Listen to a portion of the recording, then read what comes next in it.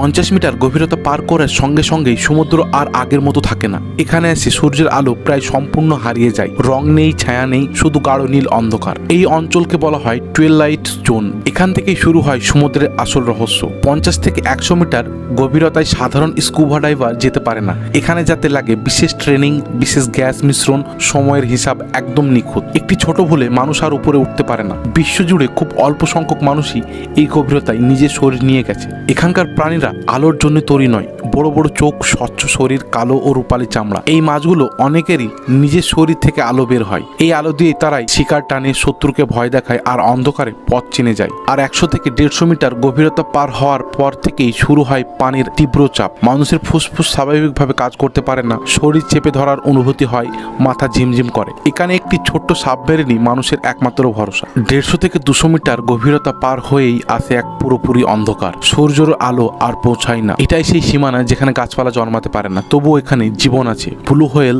Sperm whale এই গভীরতায় খাবারের জন্য নামে। বিশেষ করে স্পার্ম হোয়েল এই অঞ্চলেই দৈত্যাকার স্কুইড শিকার করে। অনেক বিজ্ঞানী বিশ্বাস করেন এই গভীরতায় এমন প্রাণী আছে যা মানুষ এখনো পুরোপুরি দেখেনি। 200 মিটার গভীরতা পার করার পর সমুদ্র আর প্রাকৃতিক নয়, এতে হয়ে ওঠে একটি সম্পূর্ণ ভিন্ন জগৎ। এখানে সূর্যের আলো কখনো পৌঁছায় না, দিন রাত বলে কিছু নেই, সময় থেমে গেছে। এই অঞ্চলকে বলা হয় মিডনাইট জোন।